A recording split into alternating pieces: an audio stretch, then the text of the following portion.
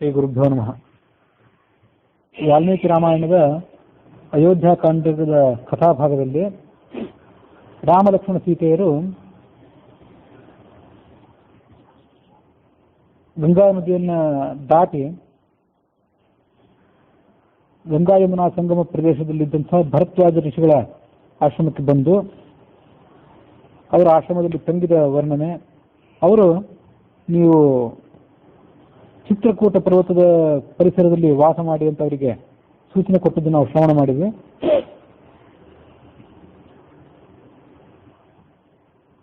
ಐವತ್ತೈದನೇ ಸರ್ಗದಲ್ಲಿ ಅವರು ಮುಂದೆ ಪ್ರಯಾಣ ಬೆಳೆಸಿದ ವರ್ಣನೆ ಇದೆ. ಮಕ್ಕಳು ಪ್ರಯಾಣ ಹೊರಟಾಗ ತಂದೆ ಅವರನ್ನ ಹಿಂಬಾಲಿಸಿ ಕಳಿಸಿ ಬರುವಂತೆ ಭರದ್ವಾಜರು ಆ ರಾಜಕುಮಾರರನ್ನು ಹಿಂಬಾಲಿಸಿದರು. ಮುಂದೆ ಆ ಋಷಿಗಳು ಹೇಳಿದರು, ಗಂಗಾ ಯಮುನಾ ಸಂಗಮ ಸ್ಥಾನಕ್ಕೆ ನೀವು ಇಲ್ಲಿಂದ ಹೋಗಿ ಆ ಬಳಿಕ ಪಶ್ಚಿಮ ದಿಕ್ಕಿಗೆ ಹರಿಯುವಂಥ ಗಂಗಾ ಯಮುನಾ ನದಿ ಏನಿದೆ ಅದನ್ನ ಆ ಯಮುನಾ ನದಿಯ ಪಾತ್ರಕ್ಕನುಸಾರವಾಗಿ ಪ್ರಯಾಣ ಮಾಡಿ ಅಲ್ಲಿಂದ ತೆಪ್ಪವೊಂದನ್ನು ನೀವೇ ನಿರ್ಮಾಣ ಮಾಡಿಕೊಂಡು ಯಮುನಾ ನದಿಯನ್ನು ದಾಟಿರಿ. ಅಲ್ಲೊಂದು ಬೃಹದಾಕಾರದ ಆಲದ ಮರ ನಿಮಗೆ ಸಿಗೋದಿದೆ. ಆ ರಾತ್ರಿಯನ್ನು ನೀವು ಅಲ್ಲೇ ತಂಗಿರಿ. ಅಲ್ಲಿಂದ ಮುಂದೆ ಒಂದು ಹರಿದಾರಿ ಪ್ರಯಾಣ ಮಾಡಿದರೆ ವಿಶಾಲವಾದ ಅರಣ್ಯವೊಂದನ್ನು ನೋಡ್ತೀರಿ. ಆ ಅರಣ್ಯದ ದಾರಿಯಿಂದ ಸಾಗಿದರೆ ಮುಂದೆ ಚಿತ್ರಕೂಟ ಪರ್ವತಕ್ಕೆ ನೀವು ಹೋಗ್ತೀರಿ ಅಂತ ಹೀಗೆ ದಾರಿಯನ್ನು ಸೂಚನೆ ಮಾಡಿದರು. ನೀವು ಹೇಳಿದ ಮಾರ್ಗದಲ್ಲಿ ಪ್ರಯಾಣ ಮಾಡ್ತೀವಿ ಅಂತ ಉತ್ತರ ಕೊಟ್ಟು ರಾಮ ಲಕ್ಷ್ಮಣರಿಗೆ ಅವರಿಗೆ ನಮಸ್ಕಾರ ಮಾಡಿ ಅವರನ್ನ ಹಿಂದೆ ಕಳಿಸಿದರು. ಹೀಗೆ ಅವರು ಮಾತಾಡ್ತಾ ಯಮುನಾ ನದಿಯ ತೀರಕ್ಕೆ ಬಂದರು. ಆ ಅಪಾರವಾದಂಥ ಯಮುನಾ ನದಿಯ ಪಾತ್ರವನ್ನು ಹೇಗೆ ದಾಟಬೇಕು ಅಂತ ಅವರು ಚಿಂತಾಗ್ರಸ್ತರಾದರು. ಗಂಗಾ ನದಿಯ ತೀರಕ್ಕೆ ಬಂದಾಗ ಗೃಹ ಅವರಿಗೆ ಒಂದು ನಾವೆಯನ್ನು ವ್ಯವಸ್ಥೆ ಮಾಡಿದ್ದ. ಇಲ್ಲಿ ಯಾವುದೇ ನಾವೇ ವ್ಯವಸ್ಥೆ ಇರಲಿಲ್ಲ. ಹಾಗಾಗಿ ತಾವೇ ಒಂದು ತೆಪ್ಪವನ್ನು ನಿರ್ಮಾಣ ಮಾಡಬೇಕು ಅಂತ ವಿಚಾರ ಮಾಡಿದರು. ಮರದ ತುಂಡುಗಳನ್ನು, ಲಾವಂಚ ಅಂದರೆ ಬಾಳದ ಬೇರುಗಳು, ಆ ಬೇರುಗಳನ್ನು ಇತ್ಯಾದಿಗಳನ್ನು ಸಂಗ್ರಹ ಮಾಡಿ ತಮಗೆ ಉಚಿತವಾದ ತೆಪ್ಪ ತಯಾರು ಮಾಡಿದರು.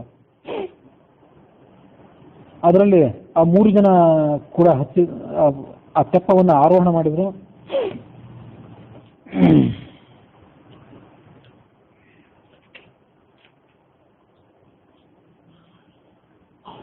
ತತ್ರ ಶ್ರಿಯಮಿವಾಚಿಂತ್ಯಾಂ ರಾಮೋ ದಾಸರಥಿ ಸ್ತ್ರೀಯಾಂ ಈಶತ್ ಸಂಲಜ್ಜಮಾನಾಂ ತಾಂ ಅಧ್ಯಾರೋಪಯುತ ಪ್ಲವಂ. ರಾಮ ಸೀತೆಯನ್ನು ಮೇಲಕ್ಕೆ ಹತ್ತಿಸಿದ. ವನವಾಸಕ್ಕಾಗಿ ತೆಗೆದುಕೊಂಡು ಬಂದಂತಹ ಸಾಮಗ್ರಿಗಳನ್ನು ಲಕ್ಷ್ಮಣ ನೌಕೆಗೆ ಏರಿಸಿದ.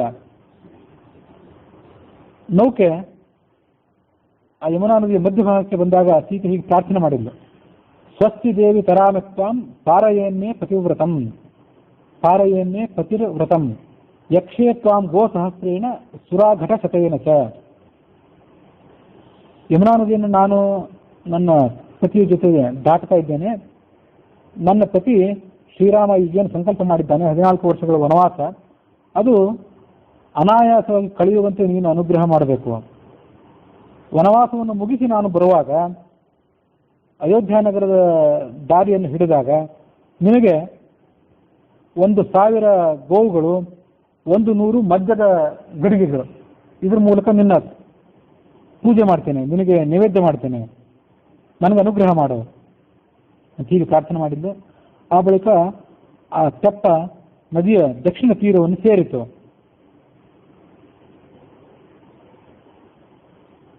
ಆ ಭರದ್ವಾಜ ಋಷಿ ಹೇಳಿದಂಥ ನೆಗ್ರೋಧ ವೃಕ್ಷ, ಆಲದ ವೃಕ್ಷ ಏನಿತ್ತು ಅದಕ್ಕೆ ಬಂದು ತಲುಪಿದ್ರು. ನಮಸ್ತೆಸ್ತು ಮಹಾವೃಕ್ಷ ಪಾರಯನ್ನೇ ಪತಿರ್ವ್ರತಂ ಕೌಸಲ್ಯಾಂ ಚೈವ ಪಶ್ಯೇಯಂ ಸುಮಿತ್ರಾಂ ಚ ಯಶಸ್ವಿನೀಂ.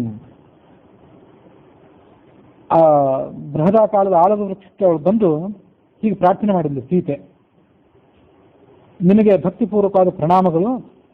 ನನ್ನ ಪತಿ ತನ್ನ ಸಂಕಲ್ಪವನ್ನು ಈಡೇರಿಸಿಕೊಳ್ಳಿ. ವ್ರತ ಪೂರ್ಣವಾಗಿ ಮುಗಿದ ಬಳಿಕ ನಾನು ಮರಳಿ ಬರುವಾಗ ನಿನ್ನನ್ನು ಮತ್ತೊಮ್ಮೆ ನೋಡ್ತೇನೆ. ನಾನು ಕೌಸಲ್ಯಾದೇವಿಯನ್ನು ಸುಮಿತ್ರಾದೇವಿಯನ್ನು ಮತ್ತೆ ನೋಡುವಂತಾಗಲಿ. ಕೈ ಹೆಸರು ತಗೊಳ್ಳಿಲ್ಲ. ಅವರಿಬ್ಬರನ್ನು ಮತ್ತೆ ನಾನು ನೋಡುವಂತಾಗಲಿ. ಹೀಗೆ ಅವರು ಪ್ರಯಾಣ ಮುಂದುವರಿಸಿದ್ರು. ರಾಮ ಹಿಂದಿನಂತೆ ಲಕ್ಷ್ಮಣನಿಗೆ ಹೇಳಿದ, ನೀನು ಮುಂದೆ ಹೋಗು, ಸೀತೆ ನಿನ್ನ ಹಿಂದೆ ಬರಲಿ, ಅವಳ ಹಿಂಬಾಲಕನಾಗಿ ನಾನು ಆಯುಧಪಾಣಿಯಾಗಿ ಮುಂದುವರಿತೇನೆ. ಮಾರ್ಗದಲ್ಲಿ ಪ್ರಯಾಣ ಮಾಡುವಾಗ ನಾನಾ ಥರದ ವೃಕ್ಷಗಳು, ಬಳ್ಳಿಗಳು, ಅವಳ ಹೆಸರೆಲ್ಲ ಅವಳು ಕೇಳ್ತಿದ್ಲು. ಏಕೈಕಂ ಪಾದಪಂ ಗುಲ್ಮಂ ಲತಾಂ ವಾ ಪುಷ್ಪಶಾಲಿನಿ. ಪಾದಪ ಅಂದ್ರೆ ವೃಕ್ಷ, ಗುಲ್ಮ ಅಂದ್ರೆ ಪೊದೆಗಳು, ಲತೆ ಅಂದ್ರೆ ಬಳ್ಳಿಗಳು, ಅದೃಷ್ಟಪೂರ್ವಾನ್ ಎಲ್ಲ ಹೊಸ ಹೊಸದು, ನಾಡಿನಲ್ಲಿ ಇಲ್ಲದೇ ಇರುವಂಥ ಸಂಗತಿಗಳು ಅವೆಲ್ಲ. ಅವುಗಳ ಪ್ರತಿಯೊಂದರ ಹೆಸರನ್ನು ಕೂಡ ಅವಳು ಕುತೂಹಲದಿಂದ ಕೇಳ್ತಿದ್ಲು.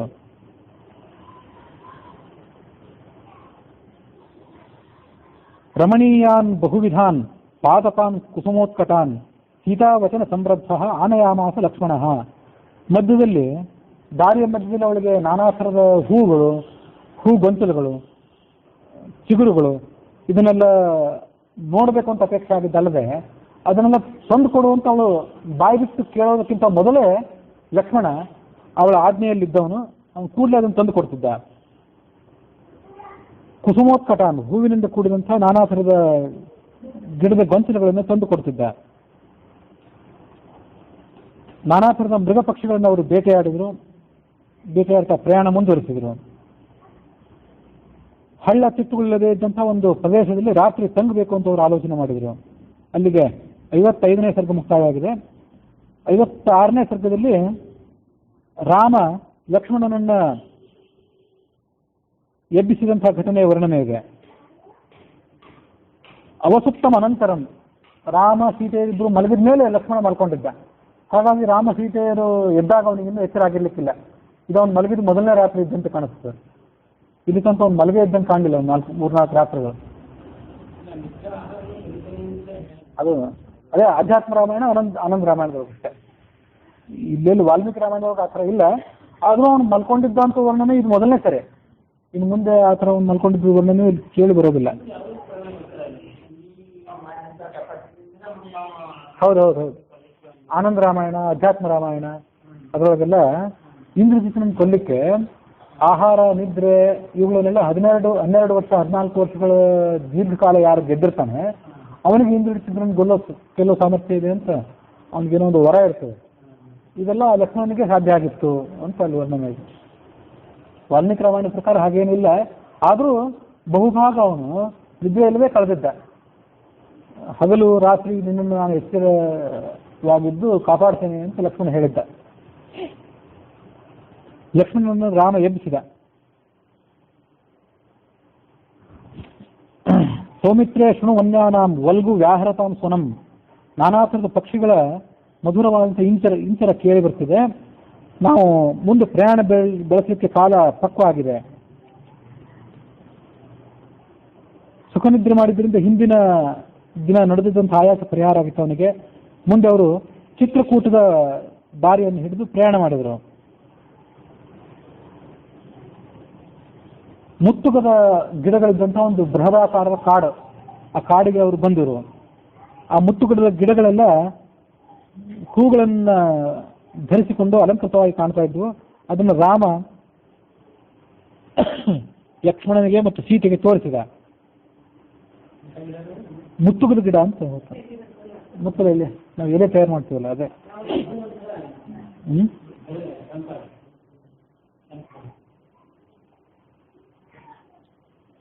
ಇಂಥ ಅರಣ್ಯ ಪ್ರದೇಶದಲ್ಲಿ ಮಾತ್ರ ಈ ಹಣ್ಣುಗಳು ನಮಗೆ ಮನುಷ್ಯನಿಗೆ ಸಿಗಲಿಕ್ಕೆ ಸಾಧ್ಯ.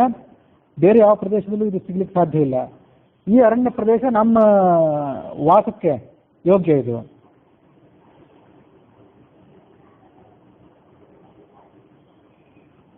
ಪಶ್ಯ ಭಲ್ಲಾತಕಾನ್ ಬಿಲ್ವಾನ್ ನರೈರನುಪಸೇವಿತಾನ್ ಫಲಪುಷ್ಟೈರವನತಾನ್ ನೂನಂ ಶಕ್ಷ್ಯಾಮ ಜೀವಿತಂ. ನರೈಹಿ ಅನುಪಸೇವಿತಾನ್, ನಿರ್ಜನವಾದ ಕಾಡಾದ್ರಿಂದ ಯಾರು ಜನರು ಅದು ಕೈ ಹಚ್ಚಿರಲಿಲ್ಲ ಆ ಹಣ್ಣುಗಳಿಗಾಗಲಿ ಹೂಗಳಿಗಾಗಲಿ. ಪಶ್ಯ ದ್ರೋಣ ಪ್ರಮಾಣಾನಿ ಲಂಬಮಾನಾನಿ ಲಕ್ಷ್ಮಣ ಮಧೂನಿ ಮಧುಕಾರೀಭಿ ಸಂಭ್ರತಾನಿ ನಗೆ ನಗೆ. ಆ ಕಾಡುಗಳಲ್ಲಿ ಜೇನು ಗೂಡುಗಳು ಕೂಡ ಇತ್ತು. ದ್ರೋಣ ಪ್ರಮಾಣಾನಿ, ದೊಡ್ಡ ದೊಡ್ಡ ಕೊಳಗ ಪ್ರಮಾಣದ ಜೇನುಗೂಡುಗಳು, 4 ಕೊಳಗಳಷ್ಟು ಪ್ರಮಾಣ ಇದ್ದದಕ್ಕೆ ದ್ರೋಣ ಅಂತ ಕರೀತಾರೆ. ಅಂಥ ಜೇನುತುಪ್ಪ ಭರಿತವಾದಂಥ ಜೇನುಗೂಡು ಸಾಕಷ್ಟು ಪ್ರಮಾಣದಲ್ಲಿ ಇಲ್ಲಿದೆ. ನಾವಿಲ್ಲಿ ವಾಸ ಮಾಡಬಹುದು. ಚಾತಕ ಪಕ್ಷಿಗಳು, ನವಿಲು ಪಕ್ಷಿಗಳೆಲ್ಲ ಇಲ್ಲಿ ಇಂಚರವು ಮಾಡ್ತಾ ಇವೆ. ನಾವು ಈ ಪ್ರದೇಶದಲ್ಲಿ ಸುಖವಾಗಿ ವಾಸ ಮಾಡ್ಕೊಂಡಿರಬಹುದು. ಹೀಗೆ ಅವರು ಮಾತಾಡ್ತಾ ಚಿತ್ರಕೂಟಕ್ಕೆ ಬಂದರು. ಮಹರ್ಷಿಗಳು ಹೇಳಿದಂಥ ಜಾಗನೂ ಇದೇ ಆಗಿದೆ. ಈ ಪರ್ವತ ನಮಗೆ ವಾಸಕ್ಕೆ ಯೋಗ್ಯ ಆಗಿದೆ. ಆ ಚಿತ್ರಕೂಟ ಪ್ರದೇಶಕ್ಕೆ ಅವರು ಬಂದಾಗ ಹತ್ತಿರದಲ್ಲೇ ಇದ್ದಂಥ ವಾಲ್ಮೀಕಿ ಋಷಿಗಳ ಆಶ್ರಮಕ್ಕೆ 3 ಜನ ಕೂಡ ಹೋದರು. ಅಲ್ಲಿ ಅವರು ವಾಲ್ಮೀಕಿ ಋಷಿಗಳಿಗೆ ಅಭಿವಾದನ ಪೂರ್ವಕವಾಗಿ ನಮಸ್ಕಾರ ಮಾಡಿದರು. ಇಲ್ಲಿ ಒಂದು ಸಂಗತಿ ಗಮನಿಸಬೇಕು. ಈ ರಾಮಾಯಣ ಪ್ರಾರಂಭ ಆದಾಗ ತಮಸಾ ನದಿ ತೀರದಲ್ಲಿ ವಾಲ್ಮೀಕಿ ಋಷಿಗಳಿದ್ರು ಅಂತ ಬಂದಿತ್ತು. ತಮಸಾ ನದಿ ಅಂದರೆ ಅಯೋಧ್ಯ ನಗರಕ್ಕೆ ಸಮೀಪ ಇದ್ದಿದ್ದು. ತಮಸಾ ನದಿ ಮತ್ತು ಸರಯೂ ನದಿಗಳ ನಡುವೆ ಅಯೋಧ್ಯ ನಗರ. ಅವೆರಡನ್ನೂ ದಾಟಿ ಇಲ್ಲಿ ಬಹಳ ದೂರ ಬಂದಾಗಿದೆ. ಈಗ 4-6 ದಿವಸಗಳ ಪ್ರಯಾಣ ಮಾಡಿ ಆಗಿದೆ. ಹಾಗಾಗಿ ಈ ಚಿತ್ರಕೂಟದಲ್ಲಿದ್ದಂಥ ವಾಲ್ಮೀಕಿ ಋಷಿ ಯಾರು? ಅವ್ರು ಈಗಿಲ್ಲಿದ್ದವರು ಮುಂದೆ ಚಿತ್ರಕೂಟ ಪ್ರದೇಶವನ್ನು ಬಿಟ್ಟು ತಮಸಾ ನದಿ ಕಡೆಗೆ ಹೋದ್ರೆ ಯಾವಾಗ, ಯಾತಕ್ಕಾಗಿ ಹೋದ್ರು?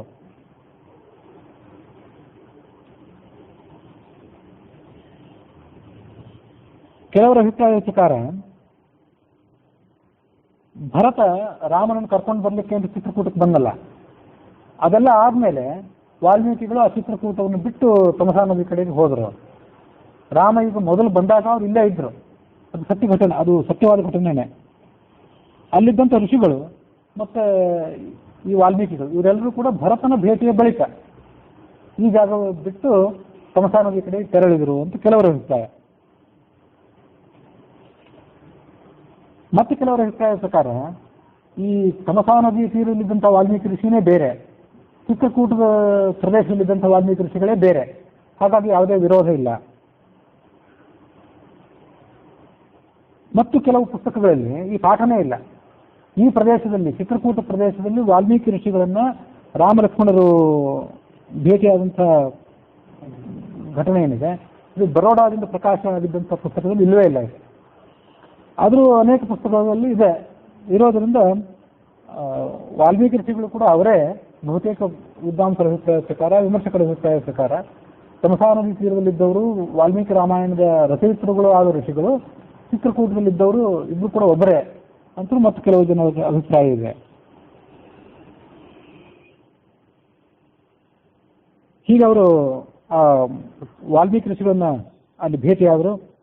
ಆನಂದ ರಾಮಾಯಣದಲ್ಲಿ ಕೂಡ ಅವರು ಭೇಟಿಯಾದಂಥ ಘಟನೆ ವರ್ಣನೆ ಇದೆ. ಹಾಗಾಗಿ ಆ ವಾಲ್ಮೀಕಿ ಋಷಿಗಳ ಘಟನೆ ಏನಿದೆ, ಚಿತ್ರಕೂಟದಲ್ಲಿದ್ದಂಥವರು ಮತ್ತು ತಮಸಾ ನದಿ ತೀರದಲ್ಲಿದ್ದಂಥವರು ಅವರಿಬ್ಬರು ಒಂದೇ ಅಂತ ನಾವು ಭಾವಿಸಬಹುದು.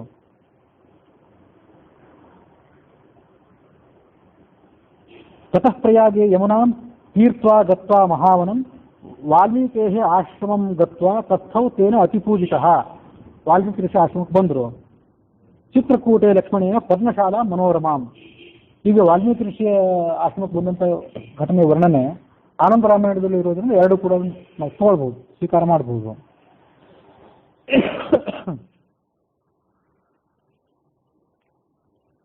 ರಾಮ ತನ್ನ ಕುಲ ಗೋತ್ರ ಇತ್ಯಾದಿಗಳನ್ನ ಆ ವಾಲ್ಮೀಕಿ ಋಷಿಗಳಿಗೆ ಹೇಳಿದ. ಅವರ ಅನುಮತಿಯನ್ನು ಪಡೆದುಕೊಂಡು ಅವರು ಅದೇ ಪ್ರದೇಶಕ್ಕೆ ಸಮೀಪ ಇದ್ದಂಥ ಮತ್ತೊಂದು ಜಾಗದಲ್ಲಿ ತಮ್ಮ ಕುಟೀರವನ್ನು ಕಟ್ಕೊಳ್ಬೇಕು ಅಂತ ನಿರ್ಧಾರ ಮಾಡಿದರು. ಲಕ್ಷ್ಮಣನಿಗೆ ರಾಮ ಹೇಳಿದ, ಅರಣ್ಯದಲ್ಲಿ ಹುಡುಕಾಡಿ ಗಟ್ಟಿಮುಟ್ಟಾದಂತಹ ಮರದ ತುಂಡುಗಳನ್ನು ಕತ್ತರಿಸಿ ತೆಗೆದುಕೊಂಡು ಬಾ. ಚಾವಣಿ ಮಾಡಲಿಕ್ಕೆ ಬೇಕಾದಂತಹ ಸಾಮಗ್ರಿಗಳನ್ನು ಸಂಗ್ರಹ ಮಾಡು. ಅಣ್ಣನ ಆಜ್ಞಾನುಸಾರವಾಗಿ ಒಂದು ಗಟ್ಟಿಮುಟ್ಟಾದ ಕುಟೀರವನ್ನು ಅವನು ತಯಾರು ಮಾಡಿದ. ಕುಟೀರ ಎಲ್ಲ ಪೂರ್ಣವಾಗಿ ತಯಾರಾದ ಮೇಲೆ ರಾಮ ಲಕ್ಷ್ಮಣನಿಗೆ ಮುಂದಿನಂತೆ ಹೇಳಿದ, ಕರ್ತವ್ಯಂ ವಾಸ್ತು ಸಮನಂ ಸೌಮಿತ್ರೇ ಚಿರವಾಸುವಿಹಿ ಐಣೇಯಂ ಮಾಂಸಮಾಹೃತ್ಯ ಶಾಲಾಂ ಯಕ್ಷಾಮಹೇ ವಯಂ. ಒಂದು ಕಾಲದಲ್ಲಿ ಒಂದು ಯಾವ್ದಾದ್ರು ನಿರ್ದಿಷ್ಟ ಪ್ರದೇಶ, ನಿರ್ದಿಷ್ಟವಾದ ಭವನದಲ್ಲಿ ದೀರ್ಘಕಾಲ ವಾಸ ಮಾಡಬೇಕು ಅಂತಿದ್ದವರು ವಾಸ್ತು ಪ್ರಕಾರ ಹೋಮ ಇತ್ಯಾದಿಗಳನ್ನು ಮಾಡಬೇಕು. ಅದು ಕಡಿಮೆ ಕಾಲದ ವಾಸ ಆಗಿದ್ರೆ ಅದಕ್ಕೇನು ಅಷ್ಟು ಮಹತ್ವ ಇಲ್ಲ. ದೀರ್ಘಕಾಲದ ವಾಸ ಆಗಿದ್ರೆ ಇದೆಲ್ಲ ಬೇಕು. ಐಣೇಯಂ ಮಾಂಸಮಾಹೃತ್ಯ, ಜಿಂಕೆಯ ಮಾಂಸವನ್ನು ತೆಗೆದುಕೊಂಡು ಬಾ, ಆ ಮೂಲಕ ವಾಸ್ತು ಹೋಮ ಇತ್ಯಾದಿಗಳನ್ನು ಮಾಡೋಣ. ಮೃಗಂ ಹತ್ವಾ ಆನಯ ಕ್ಷಿಪ್ರಂ ಲಕ್ಷ್ಮಣ ಇಹ ಸುಭೀಕ್ಷಣ ಕರ್ತವ್ಯ ಶಾಸ್ತ್ರದೃಷ್ಟೋ ಹಿ ವಿಧಿರ್ಮಮ ಮನುಸ್ಮರ ಭ್ರಾತುರ್ವಚನಮಾಜ್ಞಾಯ ಲಕ್ಷ್ಮಣ ಪರವೀರ. ಅಣ್ಣನ ಮಾತನ್ನು ಕೇಳಿ ಆ ಜಿಂಕೆಯನ್ನು ಕೊಂದು ತೆಗೆದುಕೊಂಡು ಬಂದು ಅದರ ಮಾಂಸವನ್ನು ತಗೊಂಡು ಬಂದ. ಐಣೇಯಂ ಶಪಯಸ್ವ ಏತತ್ ಛಾಲಾಂ ಯಕ್ಷಾಮಹೇ ವಯಂ. ಈ ಮಾಂಸವನ್ನೇನು ತಂದಿದ್ದಿ ಅದನ್ನು ಬೇಯಿಸು, ಅದ್ರ ಮೂಲಕ ಹೋಮವನ್ನು ಮಾಡೋಣ, ಇದು ಶುಭ ಮುಹೂರ್ತ ಆಗಿದೆ. ಧ್ರುವ ಅನ್ನುವಂಥ ಮುಹೂರ್ತದ ಹೆಸರದು. ಆ ಪ್ರಕಾರ ಕೃಷ್ಣ ಮೃಗದ ಮಾಂಸವನ್ನು ಅವನು ತೆಗೆದುಕೊಂಡು ಬಂದ. ಮಾಂಸ ಅನ್ನುವಂಥ ವರ್ಣನೆ ಹಿಂದೆ ಕೂಡ ಬಂದಿತ್ತು. ಆ ಮಾಂಸ ಅಂತ ಅನ್ನೋದು ಕೆಲವು ವ್ಯಾಖ್ಯಾನಕಾರರಿಗೆ ಸಮ್ಮತ ಆಗಿರ್ಲಿಕ್ಕಿಲ್ಲ. ಅದಕ್ಕಾಗಿ ಅವರು ಮಾಂಸ ಮೃಗ ಅನ್ನುವ ಶಬ್ದಕ್ಕೆಲ್ಲ ಬೇರೆ ಅರ್ಥ ಹೇಳ್ತಾರೆ. ಗಜಕಂದ ಅನ್ನುವ ಹೆಸರಿನ ಒಂದು ಗಡ್ಡೆ, ಮಾಂಸ ಅಂದರೆ ಅದರ ಸಿರುಳು ಅಂತ ಒಬ್ಬ ವ್ಯಾಖ್ಯಾನಕಾರರ ಅಭಿಪ್ರಾಯ. ಮಾಂಸವನ್ನು ಪೂರ್ಣವಾಗಿ ನಾನು ಪರಿತ್ಯಾಗ ಮಾಡ್ತೀನಿ ಅಂತ ರಾಮ ಪ್ರತಿಜ್ಞೆ ಮಾಡಿದ್ದ. ಹಿತ್ವಾ ಮುನಿವದ ಆಮಿಷಂ, ಮುನಿಗಳಂತೆ ಆಮಿಷ ಅಂದರೆ ಮಾಂಸ, ಅದನ್ನೆಲ್ಲ ತ್ಯಾಗ ಮಾಡಿ ತಪಸ್ಸಿಯಂತೆ ನಾನು ಅರಣ್ಯದಲ್ಲಿ ಜೀವನ ಮಾಡ್ತೀನಿ ಅಂತ ರಾಮ ಪ್ರತಿಜ್ಞೆ ಮಾಡಿದ್ದ. ಹಾಗಾಗಿ ರಾಮ ಮಾಂಸವನ್ನು ತಿಂದ ಅಂತ ಅನ್ನೋದು ಆ ವ್ಯಾಖ್ಯಾನಕಾರರಿಗೆ ಸಮ್ಮತ ಆದಂತೆ ಕಾಣೋದಿಲ್ಲ. ಮುನಿವೇ ಧರ್ಮಮೇವ ಆಚರಿಷ್ಯಾಮಃ ತತ್ರ ಮೂಲ ಫಲಾಶನಾಹ, ಗಡ್ಡೆ ಗೆಣಸುಗಳನ್ನು ತಿನ್ನುತ್ತಾ ನಾವು ಬದುಕೋಣ ಅಂತ ಹಿಂದೂ ಒಂದು ಮಾತು ಹೇಳಿದ್ದ. ಅನೇಕ ಬಾರಿ ಈ ಮಾತು ಬಂದಿದ್ದರಿಂದ ಮಾಂಸ ಅಂತ ಅನ್ನೋದು ರಾಮನಿಗೆ ಗ್ರಾಹ್ಯ ಅನ್ನೋ ವಿಚಾರ ಎಲ್ಲ ಪಂಡಿತರಿಗೆ ಸರಿಯಾಗಿಲ್ಲ, ಅಭಿಪ್ರಾಯ ಒಪ್ಪಿತಾಗಿಲ್ಲ. ಆದರೆ ಉಳಿದ ಎಷ್ಟೋ ಜನ ಬಹುತೇಕ ವ್ಯಾಖ್ಯಾನಕಾರರಿಗೆ ಮಾಂಸ ಸ್ವೀಕಾರ ಮಾಡಿದ ಅನ್ನುವ ಅರ್ಥನೇ ಒಪ್ಪಿಗೆ ಆಗಿರುವಂತೆ ಕಾಣಿಸ್ತದೆ. ಗಜಕಂದ ಅನ್ನುವಂಥ ಗಡ್ಡೆ ಮತ್ತು ಯಾವುದೋ ಗೆಣಸು ಈ ಅಭಿಪ್ರಾಯ ಉಳಿದವರಿಗೆ ಸಮಾನ ಆಗಿರುವಂತೆ ಒಪ್ಪಿಗೆ ಆಗಿರುವಂತೆ ಕಾಣೋದಿಲ್ಲ. ಆಮಿಷಗಳನ್ನೆಲ್ಲ ಬಿಟ್ಟು ಮುನಿಗಳಂತೆ ನಾವು ವಾಸ ಮಾಡೋಣ ಅಂತ ಅವನು ಏನು ಹೇಳಿದ. ಆಮಿಷ ಅಂತಂದ್ರೆ ನಿರ್ದಿಷ್ಟವಾಗಿ ಮಾಂಸ ಅಂತಲೇ ಅರ್ಥ ಮಾಡಬೇಕಾಗಿಲ್ಲ. ಆಮಿಷ ಅಂತಂದರೆ ಭೋಗ ಪದಾರ್ಥಗಳು, ಮನಸ್ಸನ್ನು ಕೆರಳಿಸುವಂಥ ಪದಾರ್ಥಗಳು, ಅವುಗಳನ್ನು ತ್ಯಾಗ ಮಾಡಿ ಸರಳವಾದಂಥ ಜೀವನ ನಡೆಸೋಣ ಅಂತ ಹೀಗೆ ಮಾತ್ರ ರಾಮನ ಅಭಿಪ್ರಾಯ ಆಗಿದ್ದಿರಬೇಕು ಅಂತ ಉಳಿದ ವ್ಯಾಖ್ಯಾನಕಾರರ ಅಭಿಪ್ರಾಯ. ಪಾಂಡವರು ಕೂಡ ವನವಾಸದಲ್ಲಿದ್ದಾಗ ಬೇಟೆಯಾಡಿ ಆ ಮೂಲಕ ಮಾಂಸ ಸಂಗ್ರಹ ಮಾಡಿಕೊಂಡಿದ್ರು ಅಂತ ಮಹಾಭಾರತದಲ್ಲಿ ಬರೋದಿದೆ. ಹಾಗಾಗಿ ಕ್ಷತ್ರಿಯರಾದವರೆಲ್ಲರೂ ಕೂಡ ಅದನ್ನು ಸ್ವೀಕಾರ ಮಾಡ್ತಿದ್ರು ಅಂತನ್ನೋದು ಬಹುತೇಕ ವ್ಯಾಖ್ಯಾನಕಾರರ ಅಭಿಪ್ರಾಯ. ಗೃಹ ಪ್ರವೇಶ ಸಂದರ್ಭದಲ್ಲಿ ಮನೆ ಸುತ್ತಲೂ ಕೂಡ ಬಲಿಯನ್ನಿಡಬೇಕು. ಕೆಂಪು ಬಣ್ಣದ ಓಕಳೆಯನ್ನು, ಕುಂಕುಮದ ನೀರನ್ನು ಅದರ ಮೇಲೆಲ್ಲ ಚೆಲ್ಲಬೇಕು ಅನ್ನೋದು ಈಗಲೂ ಕೂಡ ಬಳಕೆಯಲ್ಲಿರೋದು.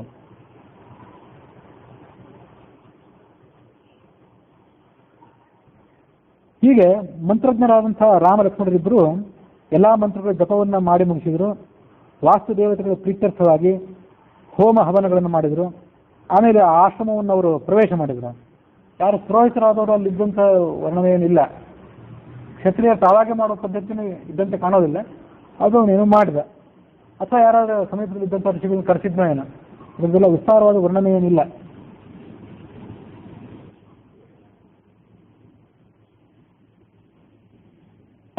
ಈ ರಾಮಾಯಣದಲ್ಲೂ ಇಲ್ಲ, ಬೇರೆ ರಾಮಾಯಣಗಳು ಕೂಡ ಅಲ್ಲಿ ಕೂಡ ಇಲ್ಲ.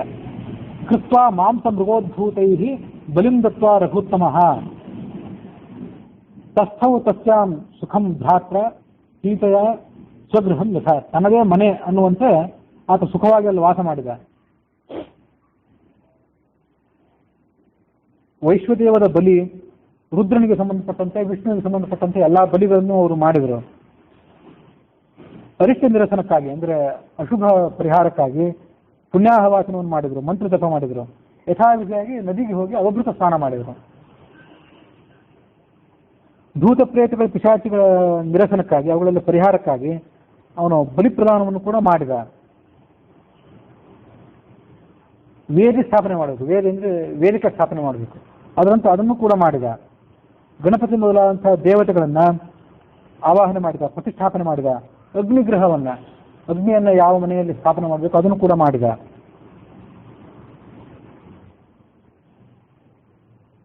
ವನ್ಯೈ ಮಾಲ್ಯೈ ಸ್ಥಳೈ ಮೂಲೈ ಪಕ್ವೈರ್ ಮಾಂಸೈ ಯಥಾವಿಧಿ ಅಧಿರ್ಜಕ್ತೈಶ್ಚ ವೇದೋಕ್ತೈ ದರ್ಭೈಶ್ಚ ಸಮಿತ್ಕುಶೈ.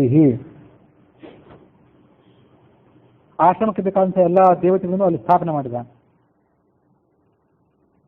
ಅರಣ್ಯದಲ್ಲಿ ಸಿಕ್ಕಂಥ ಹೂವುಗಳು, ಫಲಗಳು, ಪುಷ್ಪಗಳು ಅದೆಲ್ಲವೂ ರೀತಿಯಾಗಿ ಸಂಗ್ರಹ ಮಾಡಿಕೊಂಡು ಬಂದು ಅದರ ಮೂಲಕವಾಗಿ ಆ ವಾಸ್ತು ಹೋಮವನ್ನು ಸಾಂಗವಾಗಿ ಆತ ಮುಗಿಸಿದ. ರಭಸವಾಗಿ ಗಾಳಿ ಮಳೆ ಏನೇ ಬಂದರೂ ಕೂಡ ಅದನ್ನು ತಡ್ಕೊಳ್ಳುವಂಥ ಶಕ್ತಿ ಇತ್ತು ಅದಕ್ಕೆ. ರಾಮ, ಸೀತಾ, ಲಕ್ಷ್ಮಣರು ಅದನ್ನು ಒಟ್ಟಾಗಿ ಪ್ರವೇಶ ಮಾಡಿದರು. ಸದಾ ವಿವಿಶತು ಶಾಲಾಂ ಸುಶುಭಾಂ ಶುಭಲಕ್ಷಣವು, ಎಲ್ಲರೂ ಕೂಡ ಏಕಕಾಲದಲ್ಲಿ ಪ್ರವೇಶ ಮಾಡಿದರು. ಚಿತ್ರಕೂಟ ಪರ್ವತದಲ್ಲಿ ಅವರ ಅರಣ್ಯವಾಸಕ್ಕೆ ಬೇಕಾದಂಥ ಎಲ್ಲ ಅನುಕೂಲಗಳಿದ್ದವು. ಸಮೀಪದಲ್ಲೇ ಮಾಲ್ಯವತಿ ಅನ್ನುವಂಥ ನದಿ ಕೂಡ ಇತ್ತು. ಮಾಲ್ಯವತಿ ನದಿಗೆ ಮಂದಾಕಿನಿ ನದಿ ಅಂತ ಕಂಸದಲ್ಲಿ ಹೇಳ್ತಾರೆ. ಮಂದಾಕಿನಿ ನದಿ ಗಂಗಾ ನದಿ ಇಲ್ಲೇ ಹರಿಯುವಂಥ ಸಾಧ್ಯತೆ ಇಲ್ಲ. ಅಥವಾ ಅಲ್ಲಿ ಹಿಮಾಲಯ ಪರ್ವತದಲ್ಲಿ ಹುಟ್ಟಿ ಮುಂದೆ ಪೂರ್ವಕ್ಕೆ ನದಿ ಹರಿಯುವಂಥ ಗಂಗಾ ನದಿನೂ ಈ ಮಂದಾಕಿನಿ ನದಿನೂ ಇವೆರಡು ಬೇರೆ ಬೇರೆ ಇದ್ದಿರಬೇಕು. ಅಥವಾ ಮಾಲ್ಯವತಿ ಅನ್ನೋ ನದಿನೇ ಅದಕ್ಕೆ ಮುಖ್ಯವಾದಂಥ ಹೆಸರು ಅನ್ನೋದೇ ಅದೇ ಸುಸಂಗತ. ಅಂತೂ ಅಯೋಧ್ಯೆಯನ್ನು ಬಿಟ್ಟು ಬಂದಿದ್ದ ದುಃಖ ಏನಾಗಿತ್ತು ಅದನ್ನು ಆತ ಪೂರ್ಣವಾಗಿ ತೊರೆದ. ಶಯನ ಆಸನ ಪಾತ್ರಾಗ್ನಿ ದೇವತಾನಾಂ ಪೃಥಕ್ ಪೃಥಕ್ ತತ್ರ ಆಸನ್ ವಿವಿಧಾ ಶಾಲಾ ತರುವಲ್ಲಿ ವಿರಾಜಿತಾ. ಮನೆ ಅಂದರೆ ಸುಮ್ಮನೆ ಕುಟೀರ, ಕಾಟಾಚಾರಕ್ಕಾಗಿ ಕುಟೀರ ನೇಮಕ ಮಾಡ್ಕೊಂಡಿರಲಿಲ್ಲ ಅವರು. ಎಲ್ಲ ಅನುಕೂಲ ಉಳ್ಳಂಥ ಕುಟೀರ ಆಗಿರ್ತದೆ. ಶಯನಕ್ಕಾಗಿ ಮಲ್ಕೊಳ್ಳಿಕ್ಕೆ ಒಂದು ಭಾಗ ಬೇರೆ, ಕೂತ್ಕೊಳ್ಳಿಕ್ಕೆ ಅದಕ್ಕೂ ಒಂದು ಆಸನ, ಒಂದು ಜಾಗ ಬೇರೆ, ಪಾಕ ಅಡುಗೆ ಮಾಡ್ಕೊಳ್ಳಿಕ್ಕೆ ಬೇರೆ, ಅಗ್ನಿ ಹೋಮ ಇತ್ಯಾದಿಗಳನ್ನು ಮಾಡಲಿಕ್ಕೆ ಬೇರೆ, ಇದಕ್ಕೆ ಪ್ರತ್ಯೇಕವಾದಂಥ ಜಾಗನೇ ಎಲ್ಲ ಕಡೆಯೂ ಕೂಡ ಇತ್ತು. ಕಂದೈರ್ ಮೂಲೈರ್ ವನೋದ್ಭೂತೈ ಮೃಗ ಮಾಂಸ ಫಲಾದಿಭಿ ಮುನೀಶ್ವರಾಣಾಂ ಆತಿಥ್ಯಂ ಚಕ್ರುಹು. ತಾವಷ್ಟೇ ಅಲ್ಲಿ ವಾಸ ಮಾಡಿಕೊಂಡಿದ್ದಲ್ಲ, ಗೃಹಸ್ಥ ಧರ್ಮಕ್ಕನುಸಾರವಾಗಿ ಬಂದಂಥ ಮುನಿಗಳಿಗೆ, ಅತಿಥಿ ಅಭ್ಯಾಸಕರಿಗೆ ಸತ್ಕಾರ ಮಾಡ್ತಾ ಅವರು ತಮ್ಮ ವನವಾಸದ ಪ್ರಕ್ರಿಯೆಯನ್ನು ಮುಂದುವರೆಸಿದರು.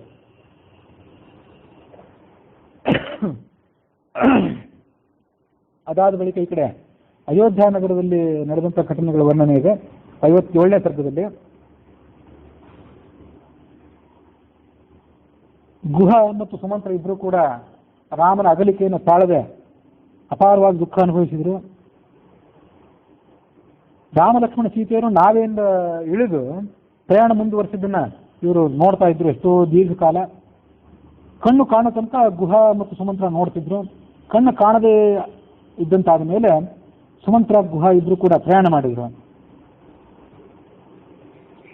ರಾಮ ಮುಂದೆ ಎಲ್ಲೆಲ್ಲಿ ಪ್ರಯಾಣ ಮಾಡಿದ, ಆತ ಭರದ್ವಾಜ ಋಷಿಗಳ ಆಶ್ರಮಕ್ಕೆ, ವಾಲ್ಮೀಕಿ ಋಷಿಗಳ ಆಶ್ರಮಕ್ಕೆ, ಆಲದ ವೃಕ್ಷದ ಸಮೀಪಕ್ಕೆ ಬಂದಿದ್ದು, ಚಿತ್ರಕೂಟದಲ್ಲಿ ಆಶ್ರಮ ಮಾಡಿಕೊಂಡು ನೆಲೆ ನಿಂತಿದ್ದು. ಇದನ್ನೆಲ್ಲವನ್ನು ಕೂಡ ಗೂಢಚಾರರ ಮೂಲಕ ಆತ ತಿಳಿದುಕೊಂಡ. ಗುಹನ ಗೂಢಚಾರರ ಮೂಲಕ ಸುಮಂತ್ರ ತಿಳಿದುಕೊಂಡ. ಮುಂದೆ ಆ ಗುಹನ ಸಮ್ಮತಿಯನ್ನು ಪಡೆದುಕೊಂಡು ಖಿನ್ನ ಮನಸ್ಕನಾಗಿ ಅಯೋಧ್ಯೆ ಕಡೆಗೆ ಪ್ರಯಾಣ ಮಾಡಿದ. ಗುಹನ ಊರು ಶೃಂಗಬೇರಪುರ ಅಂತ ಏನಿತ್ತಲ್ಲ, ಆ ಶೃಂಗಬೇರಪುರದಿಂದ ಹೊರಟಂಥ 3ನೇ ದಿವಸ ಆತ ಅಯೋಧ್ಯೆಗೆ ಬಂದು ತಲುಪಿದ. ಸಾಯಂಕಾಲದ ಸಮಯಕ್ಕೆ ಅಯೋಧ್ಯೆಗೆ ಬಂದು ತಲುಪಿದ. ಒಟ್ಟಾರೆ 6 ದಿವಸಗಳು. ಅಯೋಧ್ಯೆಯಿಂದ ಹೊರಟಂಥ ಮೊದಲನೇ ದಿವಸವನ್ನು ಲೆಕ್ಕ ಮಾಡಿದರೆ ಅಲ್ಲಿಂದ 6ನೇ ದಿವಸ ಮತ್ತೆ ಅಯೋಧ್ಯೆಗೆ ಬಂದು ತಲುಪಿದ. 3 ದಿವಸ ಶೃಂಗಬೇರಪುರ ತನಕ ಹೋಗಲಿಕ್ಕೆ, ಆ ಶೃಂಗಬೇರಪುರದಿಂದ ಮತ್ತೆ ಈ ಕಡೆ ಬರಲಿಕ್ಕೆ ಕೆಲವು ಕಾಲ.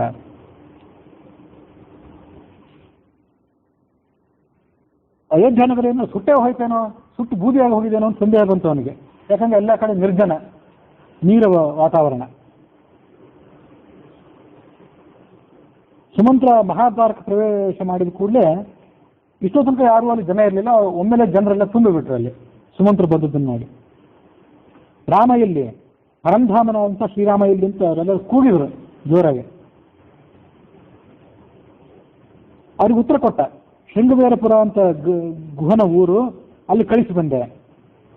ಅವನ ಸಮ್ಮತಿಯನ್ನು ಪಡೆದುಕೊಂಡು ಮತ್ತೆ ಅಯೋಧ್ಯೆಗೆ ಬಂದಿದ್ದೇನೆ ಅಂತ ಉತ್ತರ ಕೊಟ್ಟ.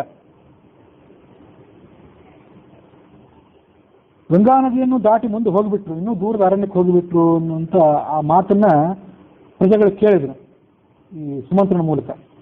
ತಮಗೆ ತಾವೇ ಧಿಕ್ಕಾರ ಹಾಕ್ಕೊಂಡ್ರು, ನಾವೆಲ್ಲ ಇನ್ನು ಹಾಳಾಗಿಬಿಟ್ಟಿವೆ ಅಂತ ಕೂಗಾಡ್ತಾ ಇದ್ರು. ಸುಮಂತ್ರ ಅವ್ರನ್ನೆಲ್ಲ ನೋಡಿದ. ಇನ್ನೂ ನಾನಾ ಥರ ಅವರು ತಮ್ಮ ಅನುಭವ ಹೇಳ್ಕೊಳ್ತಾ ಇದ್ರು.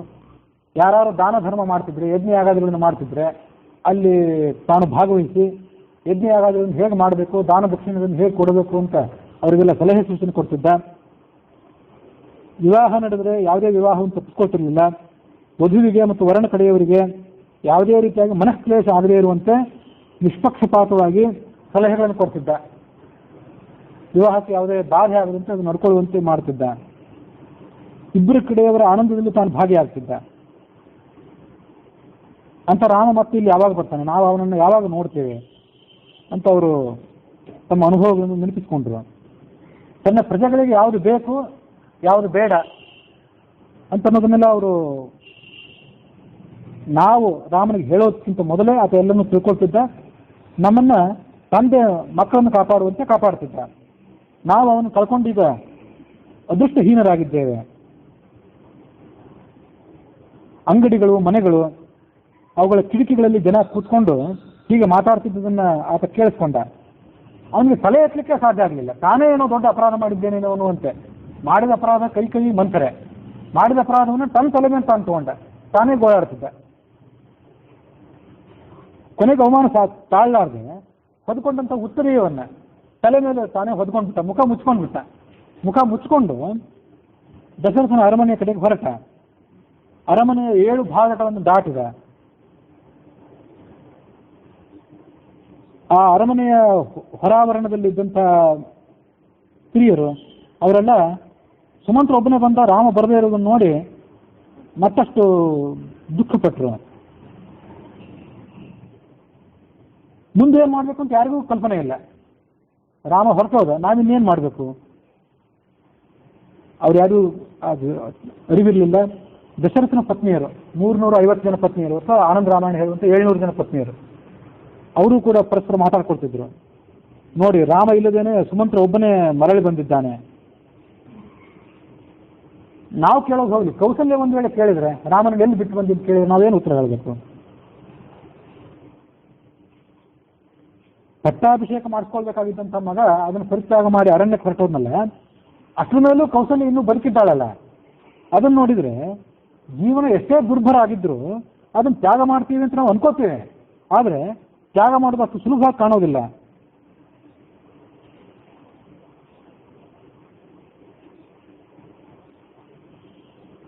ಯಥಾಸ ಮನ್ಯೇ ದುರ್ಜೀವಂ ಏವಂ ನ ಸುಕರಂ ಧ್ರುವಂ ಆಚ್ಛಿದ್ಯ ಪುತ್ರೇ ನಿರ್ಯಾತೆ ಕೌಸಲ್ಯ ಯತ್ರ ಜೀವತೆ. ಇದು ನಾವು ಎಷ್ಟೊತ್ತು ಅನ್ಕೋತೀವಿ. ಅಥವಾ ತೀವ್ರ ದುಃಖಕ್ಕೀಡಾದವರೆಲ್ಲ ಹಾಗೆ ಗೋಳಾಡೋದನ್ನು ನೋಡಿದ್ದೇನೆ ನಾನು ಹಿಂಗೆ ಸತ್ತೋಗ್ಬಿಡ್ತೀನಿ, ಬದುಕೇ ಇರೋದಿಲ್ಲ ಅಂತ ಅವ್ರು ಅಂತಿರ್ತಾರೆ. ಅದು ಬದುಕ್ತೀನಿ ಅನ್ನೋದು ಎಷ್ಟು ಸುಲಭ ಅಲ್ವೋ, ಸಾಯ್ತೀನಿ ಅನ್ನೋದು ಕೂಡ ಅಷ್ಟೇ ಸುಲಭ ಅಲ್ಲ. ಆತ್ಮಹತ್ಯೆ ಮಾಡ್ಕೊಳ್ಳೋರಿಗೆಲ್ಲ ನಿಜವಾಗ್ಲೂ ರಾಷ್ಟ್ರ ಪ್ರಶಸ್ತಿ ಕೊಡಬೇಕು ಅಂತ ಅನಿಸ್ತದೆ ನನಗೆ ಯಾವಾಗಲೂ. ಆತ್ಮಹತ್ಯೆ ಮಾಡ್ಕೊಳ್ಳೋರು ಹೇಡಿಗಳ ವಿಷಯ ಬೇರೆ, ಅದೇನೇ ಇಲ್ಲ. ಯಾರು ಆತ್ಮಹತ್ಯೆ ಮಾಡ್ಕೊಳ್ಳೋದು ಧೈರ್ಯ ಭಾಳ ಬೇಕು. ಸತ್ತು ಬಿಡ್ತೇನೆ, ಈ ಜೀವನದಿಂದ ಏನಾಗಬೇಕಾಗಿದೆ ಅಂತ ವೇದಿಕೆ ಮೇಲೆ ಕುತ್ಕೊಂಡು ಪುರಾಣ ಹೇಳೋದು ಸುಲಭ. ಆದರೆ ನಿಜವಾಗ್ಲೂ ಸಾಯೋ ಪ್ರಸಂಗ ಬಂದರೆ, ಆತ್ಮಹತ್ಯೆ ಮಾಡ್ಕೊಳ್ಳೋ ಪ್ರಸಂಗ ಬಂದರೆ, ಜೀವನ ಪರಿತ್ಯಾಗ ಮಾಡೋ ಪ್ರಸಂಗ ಬಂದರೆ ಅದಕ್ಕೆ ಸುಲಭ ಅಲ್ಲ. ಹಾಗಾಗಿ ರಾಮ ಇಲ್ಲದೆ ನಾನು ಇರ್ಲಿಕ್ಕೆ ಸಾಧ್ಯ ಇಲ್ಲ ಅಂತ ಇವರೆಲ್ಲ ಗೋಳಾಡ್ತಿದ್ರು. ಆದರೂ ಕೌಸಲ್ಯ ಇನ್ನೂ ಬದುಕಿದ್ದಾಳಲ್ಲ. ಜೀವನ ಎಷ್ಟೇ ದುರ್ಭರ ಆದ್ರೂ ಅವಳು ಇನ್ನೂ ಬದುಕಿದ್ದಾಳೆ ಅಂತಂದ್ರೆ ಜೀವನವನ್ನು ಕಳ್ಕೊಳ್ಳೋದು ಕೂಡ ಅಷ್ಟು ಸುಲಭ ಅಲ್ಲ ಅಂತ ನಮಗೆ ಅನಿಸ್ತದೆ. ನಾನು ಭಾವಿಸ್ತೇನೆ ಅಂತ ಯಾವಳು ಒಬ್ಳು ಹೇಳಿದ್ದ, ಅದರಲ್ಲಿ ಎಲ್ಲರೂ ಅಂದಿಲ್ಲ, ಒಬ್ಳು ಉಳಿದವ್ರಿಗೆ ಹೇಳ್ತಿದ್ಲ ಆ ಮಾತನ್ನು. ಸುಮಂತನಿಗೆ ಮೈಯೆಲ್ಲ ಉರಿಯುವಂತಾಯ್ತು ಆ ಮಾತು ಕೇಳಿ. ಇದು ದುಃಖ ಆಯ್ತು ಅಷ್ಟೇ. ಅರಮನೆಯ 8ನೇ ಭಾಗಕ್ಕೆ ಅವನು ಪ್ರವೇಶ ಮಾಡಿದ. ಆ ದಶರಥ ರಾಜನನ್ನ ಆ ಅರಮನೆಯಲ್ಲಿ ನೋಡಿದ. ಪುತ್ರ ಶೋಕ ಪರಿದ್ಯೂನಂ ಅಪಶ್ಯತ್ ಪಾಂಡುರೇ ಗೃಹೇ. ದಶರಥನ ಖಾಸ ಅರಮನೆ ಅಂತ ಅದು ಪಾಂಡುರ ಗೃಹ, ಅದು ಶ್ವೇತಭವನ. ಅದು ಅಲ್ಲಿ ಆತ ಪ್ರವೇಶ ಮಾಡಿದ. ದಶರಥನಿಗೆ ನಮಸ್ಕಾರ ಮಾಡಿದ. ರಾಮ ಏನು ಹೇಳಿದ್ದ ಅದನ್ನೆಲ್ಲ ಯಥಾವಿಧಿಯಾಗಿ ಆ ದಶರಥನ ಮುಂದೆ ಹೇಳಿದ. ಆ ಸುಮಂತ್ರ ಹೇಳಿದ ಮಾತನ್ನೆಲ್ಲ ಕೇಳಿ ರಾಜನಿಗೆ ಭ್ರಾಂತಿ ಬಂದಂತಾಯ್ತು. ಕೂಡಲೇ ಮೂರ್ಛೆ ಬಂದು ಕೆಳಗೆ ಬಿದ್ದ. ಅಂತಃಪುರದಲ್ಲಿದ್ದವರೆಲ್ಲ 2 ಕೈ ಮೇಲೆತ್ತು ಗೋಳಾಡಲಿಕ್ಕೆ ಪ್ರಾರಂಭ ಮಾಡಿದರು. ಕೌಸಲ್ಯ ಸುಮಿತ್ರೆಯರು ಅಲ್ಲಿ ಬಂದರು.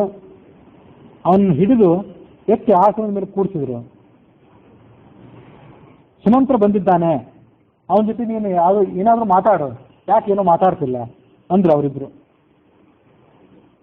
ಅಜ್ಞೇಯ ಮನಯಂ ಕೃತ್ವ ವ್ಯಪತ್ರಪಸಿ ರಾಘವ ಉತ್ತಿಷ್ಠ ಸುಕೃತಂ ಚೇಸು ಶೋಕೆ ನ ಸ್ಯಾತ್ ಸಹಾಯಕ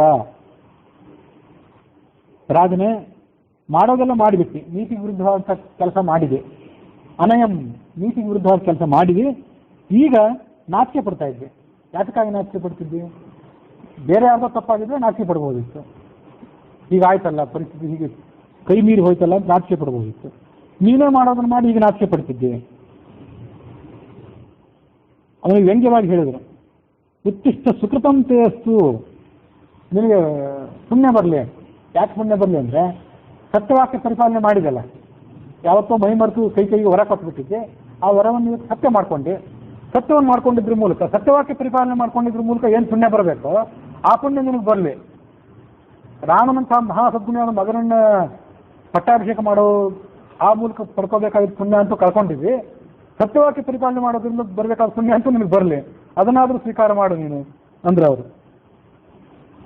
ನೀನು ಹೀಗೆ ದುಃಖ ಪಡ್ತಿದ್ರೆ ಮಂತ್ರಿಗಳೆಲ್ಲ ಹಾಳಾಗಿ ಹೋಗ್ತಾರೆ, ನಾಶ ಆಗಿಬಿಡ್ತಾರೆ. ನೀನೇ ರಾಜನೇ ಹೀಗೆ ಓಡಾಡ್ತಿದ್ರೆ ಅವ್ರ ಗತಿ ಏನು? ಇಷ್ಟಾದರೂ ಅವನೇನು ಮಾತಾಡಲಿಲ್ಲ. ಅವಾಗ ಅವರೇನಂದ್ರು, ನಿನಗೆ ಇನ್ನೂ ಕೂಡ ಕೈ ಭಯ ಏನಾದರೂ ಇದೆಯೋ? ಸುಮಂತ್ರ ಬಂದ್ಕೊಳ್ಳೆ, ನನ್ನ ರಾಮ ಹೇಗಿದ್ದಾನೆ, ನನ್ನ ಸೊಸೆ ಹೇಗಿದ್ದಾಳೆ, ನನ್ನ ಎರಡನೇ ಮಗ ಲಕ್ಷ್ಮಣ ಹೇಗಿದ್ದಾನೆ ಅಂತ ಕೇಳಿಬಿಟ್ರೆ ಆ ಸುದ್ದಿ ಏನಾದ್ರು ಗೂಢಚಾರರ ಮೂಲಕ, ಅಲ್ಲಿ ಅರಮನೆಯಲ್ಲಿ ಸ್ತ್ರೀ ಗೂಢಚಾರರು ಇದ್ದಿರ್ಬೇಕು, ಅವ್ರಿಗೆ ನಾವು ಮತ್ತೇನಾದ್ರು ಕೈಗೆ ಹೋಗಿ ಮತ್ತೆ ಅವಾಗ ಕೈ ಕಡೆ ಹೋದಾಗ ಇನ್ನೂ ಕೂಡ ರಾಮನ ಮೋಹ ನಿನಗೆ ಬಿಟ್ಟಿಲ್ಲೇನು ಅಂತ ಅವಳೆಲ್ಲರೂ ನಿನ್ನನ್ನು ತರಾಟೆ ತೊಗೊಂಡ್ಬಿಡ್ತಾಳೆ ಅಂತ ಭಯ ಏನಾದರೂ ಇದೆಯೇನು ಅಂತ ಕೇಳ್ತಾರೆ ಇವ್ರಿಗೆ ಹೆಂಡದ್ರು. ಅದು ಅಂದ್ರೆ ಇಲ್ಲೇನು ಕೈ ಇಲ್ಲ, ಈಗ ಏನು ಭಯ ಪಡಬೇಡ, ಯಾವ ಭಯ ಇಲ್ಲದೆ ರಾಮನ ವಿಷಯವಾಗಿ ಸುಮಂತ್ರನ ಜೊತೆ ಮಾತಾಡು. ಹೀಗೆ ಹೇಳಿದ್ಮೇಲೆ ಆ ಕೌಸಲ್ಯ ದುಃಖ ತಗೊಳ್ಲಿಕ್ಕಾಗಲಿಲ್ಲ, ಮತ್ತೆ ಅಳ್ಳಿಕ್ಕೆ ಪ್ರಾರಂಭ ಮಾಡಿದ್ರು. ಆ ಉಳಿದ ಪತ್ನಿಯರು ಕೂಡ ಅಲ್ಲಿ ಸುತ್ತಲೂ ನಿಂತ್ಕೊಂಡು ಅಳ್ಳಿಕ್ಕೆ ಪ್ರಾರಂಭ ಮಾಡಿದ್ರು. ಅವರು ಅಳ್ತಾ ಇರೋದನ್ನ ನೋಡಿ ಇಡೀ ಅಯೋಧ್ಯ ನಗರವೇ ದುಃಖ ಸಂತ್ರಸ್ತ ಆದಂತೆ ಕಾಣಿಸಿತು.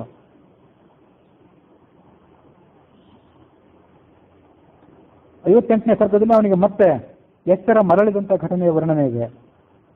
ತಣ್ಣೀರು ಅವನಿಗೆ ತಟ್ಟಿ ಎಚ್ಚರ ಮಾಡಿದರಂತೆ. ಸುಮಂತ್ರನನ್ನ ಆತ ಸಮೀಪಕ್ಕೆ ಕರೆದ.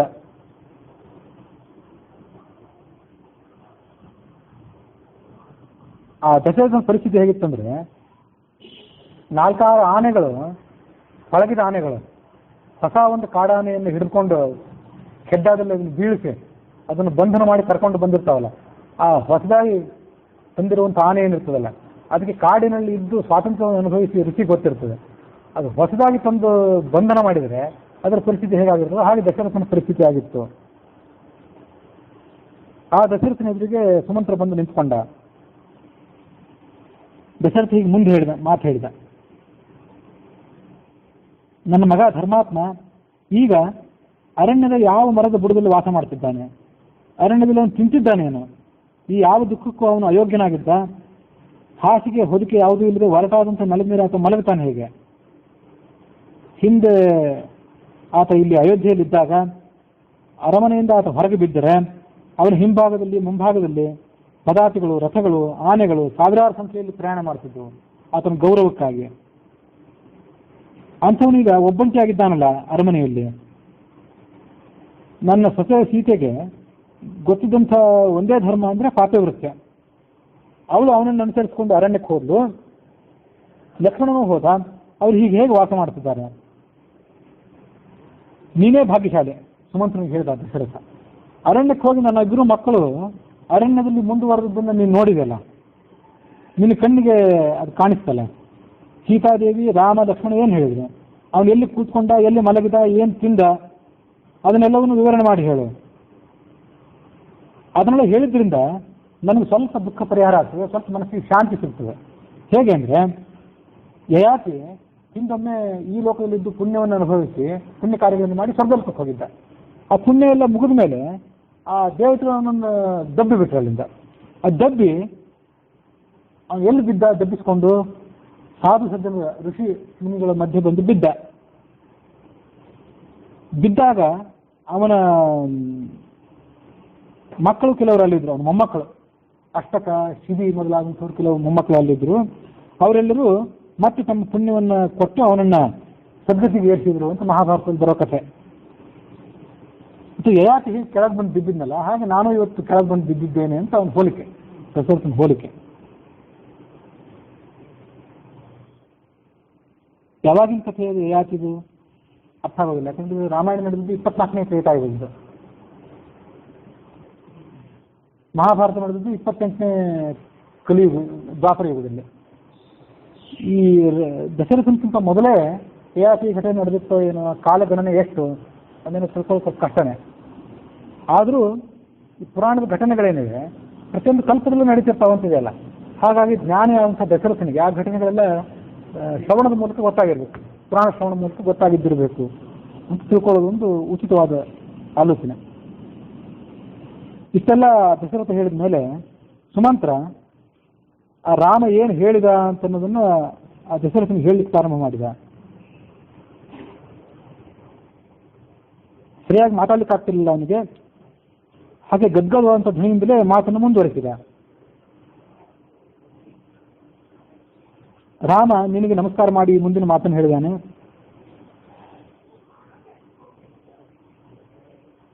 ನನ್ನ ಪರವಾಗಿ ಮಹಾರಾಜನಾದ ದಶರಥನಿಗೆ 2 ಕಾಲು ಮುಟ್ಟಿ ನಮಸ್ಕಾರ ಮಾಡಬೇಕು.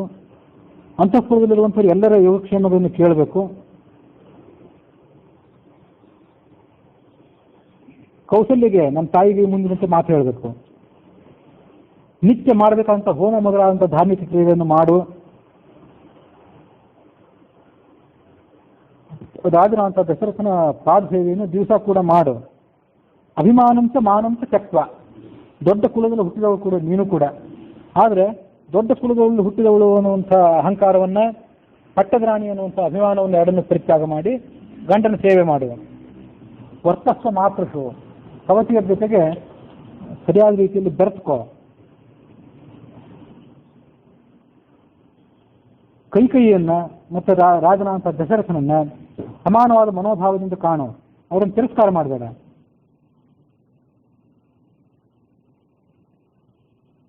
ನಾಳೆ ಭರತ ಪಟ್ಟಾಭಿಷೇಕ ಮಾಡಿಸ್ಕೋತಾನೆ, ಅವನನ್ನು ಕೂಡ ರಾಜನನ್ನು ಕಾಣುವಂತೆ ಕಾಣು. ಅರ್ಥಜ್ಯೇಷ್ಠ ಹೇ ರಾಜಾನಃ. ರಾಜರಿಗೆ ಬಲ ಯಾವುದು ಅಂದ್ರೆ ಅರ್ಥವೇ ಬಲ, ಬ್ರಾಹ್ಮಣರಿಗೆ ಜ್ಞಾನವೇ ಬಲ. ಯಾರು ಜ್ಞಾನದಲ್ಲಿ ಸೀನಿಯರ್ಗಳಾಗಿರ್ತಾರೆ, ಜ್ಞಾನದಲ್ಲಿ ಉತ್ತಮರು, ಅವರನ್ನೇ ಶ್ರೇಷ್ಠರಿಂದ ಪರಿಗಣನೆ ಮಾಡಬೇಕು. ಈ ಬ್ರಾಹ್ಮಣರ ಸಂಬಂಧಪಟ್ಟಂತೆ ನೋಡಿದರೆ ಕ್ಷತ್ರಿಯರಲ್ಲಿ ಬಲಜ್ಯೇಷ್ಠ ಅಂತ ಮತ್ತೊಂದು ಕಡೆ ಶಾಸ್ತ್ರ ನಿರ್ಣಯನೋ ಮಹಾಭಾರತದಲ್ಲಿ ಎಲ್ಲೋ ಒಂದು ಮಾತಿದೆ. ಅವರು ಬಲದಿಂದ ಅವರ ಜ್ಯೇಷ್ಠತೆಯನ್ನು ಅಳಿಬೇಕು. ಬಲ ಅಂದರೆ ದೈಹಿಕ ಬಲನೂ ಆಗಬಹುದು ಅಥವಾ ಅವ್ರ ಸಾಂಪತ್ತಿಕ ಬಲನೂ ಆಗಬಹುದು. ಅರ್ಥಜ್ಯೇಷ್ಠ ಹಿ ರಾಜಾನಃ. ಯಾರ ಸಂಪತ್ತು ಹೆಚ್ಚಾಗಿರ್ತದೋ ಅವರೇ ಶ್ರೇಷ್ಠರು. ಹಾಗಾಗಿ ಭರತನಿಗೆ ಕೊಡಬೇಕಂತ ಗೌರವವನ್ನು ನೀನು ಕೊಡಬೇಕು. ವಯಸ್ಸಿನಲ್ಲಿ ಕಿರಿಯರಾದರೂ ಅವರ ಪದವಿಯನ್ನು ಗಮನಿಸಿ ಅವ್ರಿಗೆ ನೀನು ಗೌರವ ಕೊಡಬೇಕು. ಭರತನಿಗೂ ಸಂದೇಶ ಹೇಳಿ ಕಳಿಸಿದ್ದಾನೆ ರಾಮ. ಏನು ಅಂದರೆ, ಎಲ್ಲ ತಾಯಂದಿರ ವಿಷಯದಲ್ಲಿಯೂ ಸಮಾನವಾಗಿ ನ್ಯಾಯೋಚಿತವಾಗಿ ವ್ಯವಹಾರ ಮಾಡು. ಯುವರಾಜನಾಗಿದ್ದುಕೊಂಡು ಮಹಾರಾಜನಾದಂತಹ ದಶರಥನನ್ನು ಪರಿಪಾಲನೆ ಮಾಡು. ಅವನಿಗಾಗಲೇ ವೃದ್ಧನಾಗಿದ್ದಾನೆ, ಅವನ ಮಾತಿಗೆ ಬೆಲೆ ಕೊಡು, ಅವನನ್ನು ಅತಿಕ್ರಮಿಸಬೇಡ. ಇನ್ನೂ ಒಂದು ಮಾತು ರಾಮ ಹೇಳಿ ಕಳಿಸಿದ್ದಾನೆ. ಏನಂತಂದ್ರೆ, ಅಬ್ರವೀಚ್ಚಾಪಿ ಮಾಂ ಭೂಜೋ ಭೃಷಮಶ್ರೂಣಿ ವರ್ತಯನ್ ಮಾತೇವ ಮಮ ಮಾತಾತೆ ದೃಷ್ಟವ್ಯ ಪುತ್ರ ಗರ್ಭಿಣಿ. ಭರತ, ನಿನ್ನ ತಾಯಿ ಅಂತ ಕೈಕೈಯನ್ನು ನೀನು ಎಷ್ಟು ಪ್ರೀತಿಯಿಂದ ಕಾಣ್ತೀಯೋ ಅಷ್ಟೇ ಪ್ರೀತಿಯಿಂದ ನನ್ನ ತಾಯಿ ಅಂತ ಕೌಸಲ್ಯನ್ನು ಕಾಣಬೇಕು. ಹೀಗೆ ಕೌಸಲ್ಯ ನೆನಪು ಬಂದ ಕೂಡಲೇ ಆ ರಾಮನಿಗೆ ಕಣ್ಣಲ್ಲಿ ನೀರು ಉಕ್ಕಿ ಹರಿಲಿಕ್ಕೆ ಪ್ರಾರಂಭ ಆಯಿತು. ಬಾಯಿಯಿಂದ ಸ್ಪಷ್ಟವಾಗಿ ಶಬ್ದಗಳೇ ಬರ್ತಿರ್ಲಿಲ್ಲ.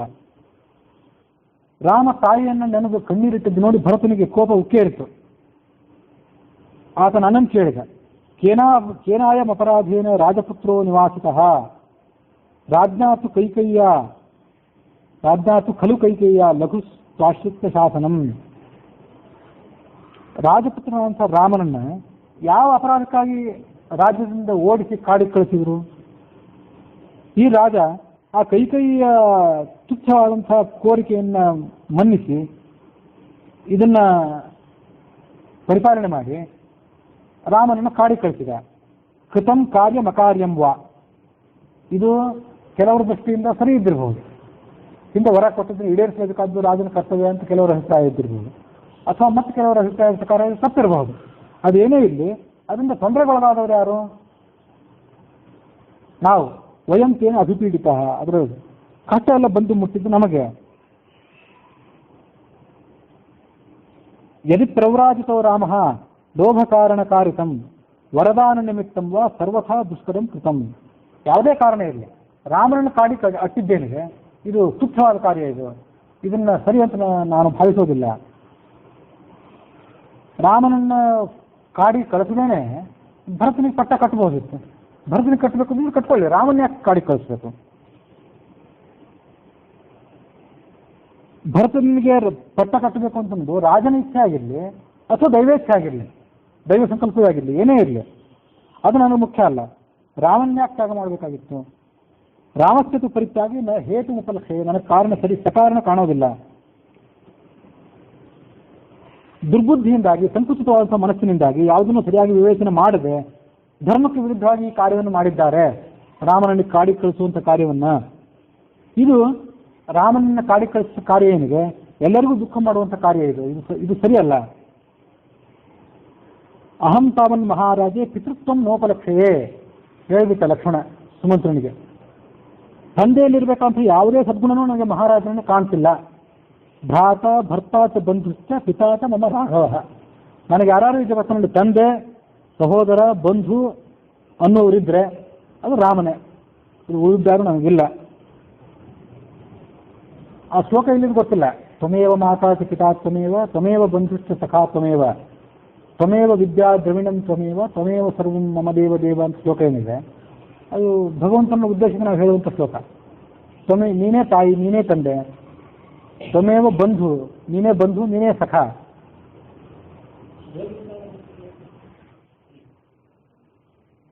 ಭಗವದ್ಗೀತದಲ್ಲ. ತ್ವಮೇವ ವಿದ್ಯಾ, ನೀನೇ ನನಗೆ ವಿದ್ಯೆ, ನೀನೇ ನನಗೆ ಧನ, ನೀನೇ ನನಗೆ ಸಕಲ ಅಂತ ಶ್ಲೋಕ.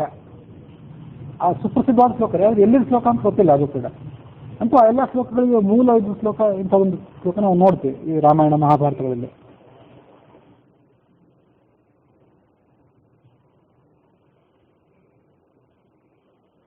ಸರ್ವಲೋಕ ಪ್ರಿಯಂ ತ್ಯಕ್ತ್ವಾ ಸರ್ವಲೋಕ ಹಿತೇರತಂ ಸರ್ವಲೋಕೋನುರಜ್ಯೇತ ಕಥಂ ತ್ವಾನೇನ ಕರ್ಮಣ. ರಾಮನನ್ನು ಕಳಿಸಿದ ಕಾರ್ಯ ಏನಿದೆ, ಇದು ಪ್ರಜಾವಿರೋಧಿ ಕಾರ್ಯ. ಇಂತಹ ಪ್ರಜಾವಿರೋಧಿಯಾದ ಕಾರ್ಯವನ್ನು ಮಾಡಿ ಈ ದಶರಥ ರಾಜ ಅಂತ ಅನ್ಸ್ಕೋತಾನೆ ಹೇಗೆ? ಲಕ್ಷ್ಮಣನ ಅಭಿಪ್ರಾಯ.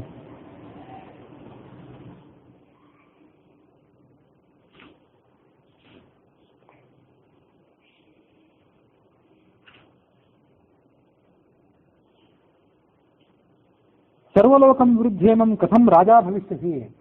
ಜನವಿರೋಧ ಕಾರ್ಯ ಮಾಡಿದ್ದರಿಂದ ನೀನು ರಾಜ ಆಗಲಿಕ್ಕೆ ಯೋಗ್ಯ ಅಲ್ಲ ಅಂತ ಭರತನ ಅಭಿಪ್ರಾಯ. ಹೀಗೆ ಲಕ್ಷ್ಮಣ ನಾನಾರ್ಥಕ್ಕೆ ತನ್ನ ಆಕ್ರೋಶ ತೋಡ್ಕೊಂಡಿದ್ದ. ಸೀತನು ಕೂಡ ತನ್ನ ದುಃಖವನ್ನು ಮೌನವಾಗಿ ವ್ಯಕ್ತ ಮಾಡಿದ್ಲು. ಇಲ್ಲಿ ತನಕ ಅವಳಿಗೆ ತವರು ಮನೆಯಲ್ಲಿ ಆಗಲಿ ಗಂಡನ ಮನೆಯಲ್ಲಿ ದುಃಖವೇ ಕಂಡಿದ್ದಿಲ್ಲ. ಹಾಗಾಗಿ ತನ್ನ ಗಂಡನಿಗೆ ಪ್ರಾಪ್ತವಾದಂಥ ದುಃಖ ಅವಳು ನೋಡಿ ರೋದನ ಮಾಡ್ತಿದ್ದೆ ಹೊರತು ನನಗೇನೂ ಅವಳು ಮಾತಾಡಲಿಲ್ಲ. ನಾನು ಹೊರಟು ನಿಂತಿದ್ದು ನೋಡಿ ಆಕೆ ಬಹುವಾಗಿ ಕಣ್ಣೀರು ಸೂಸಿದ್ಲು. ಒಮ್ಮೆ ನನ್ನನ್ನು ನೋಡಿದ್ಲು, ಒಮ್ಮೆ ಆ ರಾಜನ ರಥವನ್ನು, ಇನ್ನು ಮುಂದೆ ನಮಗೆ ರಾಜನ ರಥದಲ್ಲಿ ಕುತ್ಕೊಂಡು ಪ್ರಯಾಣ ಮಾಡುವಂಥ ಅವಕಾಶ ಇರೋದಿಲ್ಲ ಅಂತ ಭಾವನೆ ಅವಳು ಬಿದ್ದಿರಬೇಕು. ಹಾಗೆ ಅವಳು ನೋಡ್ತಾ ಇದ್ಲು. ಹೀಗೆ ರಾಮ ಲಕ್ಷ್ಮಣ ಸೀತೆಯರು ಏನು ಮಾಡಿದರು ಅಂತನ್ನೋದನ್ನ ಸುಮಂತ್ರ ವಿವರವಾಗಿ ದಶರಥನಿಗೆ ವರ್ಣನೆ ಮಾಡಿದ ಅನ್ನುವಲ್ಲಿಗೆ ವಾಲ್ಮೀಕಿ ರಾಮಾಯಣದ ಅಯೋಧ್ಯಾಕಾಂಡದ 58ನೇ ಸರ್ಗ ಮುಕ್ತಾಯವಾಗಿದೆ.